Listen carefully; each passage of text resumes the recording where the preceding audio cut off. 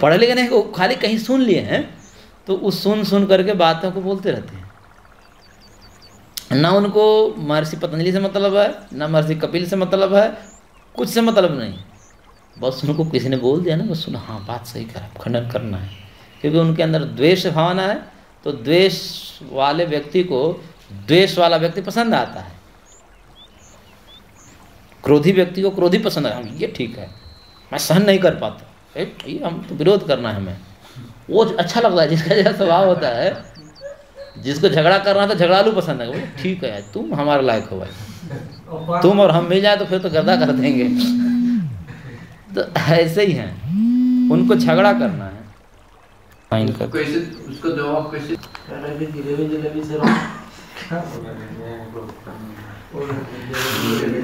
तो उनको जो है, उनको पता ही नहीं ना उपासना कैसे की जाती है, उनको पता नहीं। हाँ तो बढ़िया है। झूले भी जड़ है, राम चेतन है, झूले भी जड़ को बुलाने से नहीं आता है, हाँ चेतन वाला राम को बुलाने से आता है। ये देख रहा है क्या चाहिए, अभी डिस्कस करके निकाल दिया सब। सही बात है।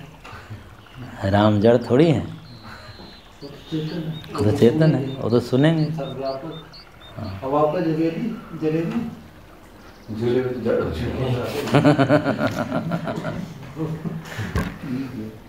तो ऐसे जो है, उनको कुछ पता नहीं होता बेचारे को, ऐसे घूमते रहते हैं, कुछ पता नहीं है।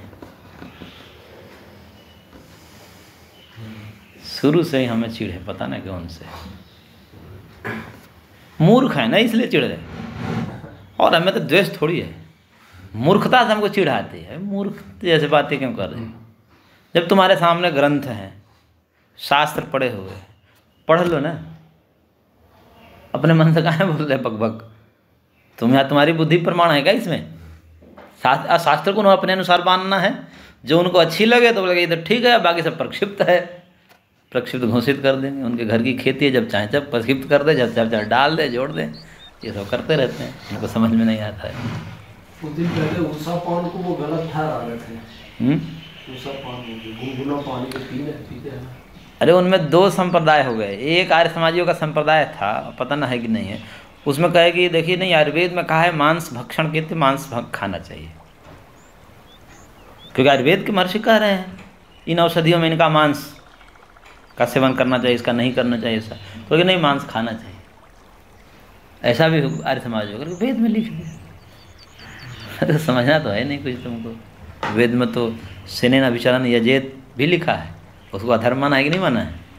पढ़ना लिखना तो कुछ है नहीं, मानसा पढ़े रहते तो कुछ पता चलता कि वेद में लिखे मात्र सब धर्म नहीं होता है, वेद में अधर्म भी लिखा जाता है। क्यों अधर्म लिखा जाता है वेद में? धर्म को पहचान करने के लिए तद विरोधी अधर्म का भी वर्णन करना पड़ता है। ये सोने की पहचान करवाने के लिए सोने से इतर चांदी, लौह और पित्तल आदि का भी ज्ञान कराना पड़ता है ना, तभी तो आप सोने को जान पाओगे। ऐसा होगा तो सोना नहीं होगा, सोना जैसा दिखने वाला, सोना का विलक्षण बना दिया जाएगा। स्वर्ण ये गुण वाला होता है, ये गुण वाला होए तो स्वर्ण नहीं है, तब जाकर के स्वर्ण की परीक्षा कर लोगे आप। ऐसे ही धर्म के साथ अधर्म का भी वेद में वर्णन किया गया है, ताकि अधर्म के स्वरूप को जान करके आप धर्म को बढ़िया से जान पाओगे। तो वेद में लिखे मात्र होने से, शास्त्र में लिखे मात्र होने से सब ग्रहणीय नहीं हो जाता है। पीछे आया था ना कि चाहे सांख्य भी हो, सांख्य की बात आई थी जिसमें सांख्य ही क्यों न हो, उसमें वेद विरोधी बातें यदि लिखी गई है तो उसको छोड़ दीजिएगा। यानी यानी अस्माकं सुचरितानि तानि सेवितव्यानि न इतराणि। गुरु के, ऋषि के वचन जो जो शास्त्र अनुकूल हो, वेद अनुकूल है, उसको ग्रहण कर लेना चाहिए, वेद विरुद्ध उसको छोड़ देना चाहिए। क्योंकि महर्षि भी बहुत चालाक होते हैं, कई बार ऐसे बोल देते हैं कि आपका दिमाग ठीक है कि नहीं ठीक है, पहचान कर लेते हैं। इंद्र विरोचन की कथा आया थी, इंद्र विरोचन की कथा में ऐसे सीधा सीधा नहीं दे रहे हैं आत्मज्ञान, कह रहे हैं कि खूब सज धज के आओ, तो सज धज के आया, बोले कि देखो पानी में क्या दिख रहा है तुमको, तो बोला कि दिख रहा है। उसने विरोचन ने कहा कि हमको दिख रहा है, बहुत बढ़िया सुंदर अलंकारों से अलंकृत हूँ, यही सब दिख रहा है हमारा शरीर। बोले यही आत्मा है, जा।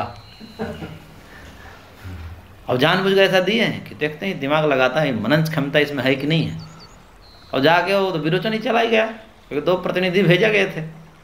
देवताओं की तरफ से इंद्र को भेजा गया था, और असुरों की तरफ से विरोचन को भेजा गया कि तुम जाकर सीख के आओ, क्योंकि प्रजापति ने घोषणा कर दी थी कि मेरे को ऐसा आत्म तत्व का ज्ञान हो गया है जिसको जान लेने से कभी मृत्यु नहीं होती, वो किसी लोक में पराजित नहीं होता, वो समस्त ईश्वर का स्वामी बन जाता है। ऐसा कर करके घोषणा कर दी, सुन करके सब भेजे थे कि जाओ।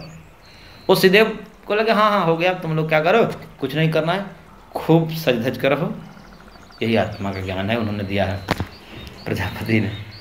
इंद्र को संशय हो गया कि नहीं, ये तो जो है, ये तो शरीर ही मैं देख रहा हूँ अपने आप को, अलंकृत शरीर तो मैं देख रहा हूँ, ये तो बूढ़ा होता है,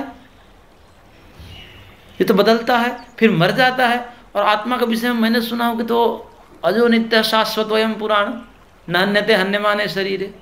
उसको संशय होगा, फिर लौट कर आया। वो लौट कर नहीं आया क्योंकि वो चिंतन किया ही नहीं। तो कभी कभी ऐसे भी महर्षि बोल देते हैं, देखें चिंतन है कि नहीं है, उसमें जो फंस गया तो फंस गया, जो निकल गया तो निकल। इसलिए शास्त्र में भी ऐसी ऐसी बातें हैं कि वहाँ भी ध्यान रखना पड़ता है कि किस भाव से कहे हैं, फंसाने के लिए भी बोलते हैं। ये तो खुलेआम है, ये तो कोई भी क्या करके अपना लाभ उठा ले अपने अपने भाव से।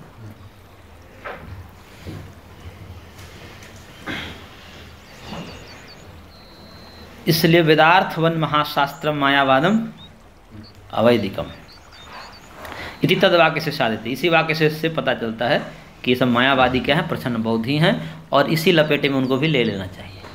यानी कि बौद्धों का खंडन किया जा रहा है, तो इनके साथ साथ जो आधुनिक वेदांती हैं, मायावादी हैं, उनका भी खंडन समझ लेना चाहिए। ये ब्रह्मसूत्र को नहीं मानते? नहीं, ब्रह्मसूत्र के नाम पर छुपे हुए जो बौद्ध हैं उनका खंडन, प्राचीन बौद्ध नहीं का ना, आधुनिक। देखिए वेदांती ब्रुवाणाम आधुनिक से, वेदांती ब्रु, ऐसा मजाक उड़ाते हैं भाष्यकार विज्ञान भिक्षु जी, वेदांती ब्रुवाणाम, तथा कथित वेदांती, यानी अपने को वेदांती कहने वाले है नहीं, जो कहते हैं तथा कथित वेदांती, उनका भी खंडन हो गया।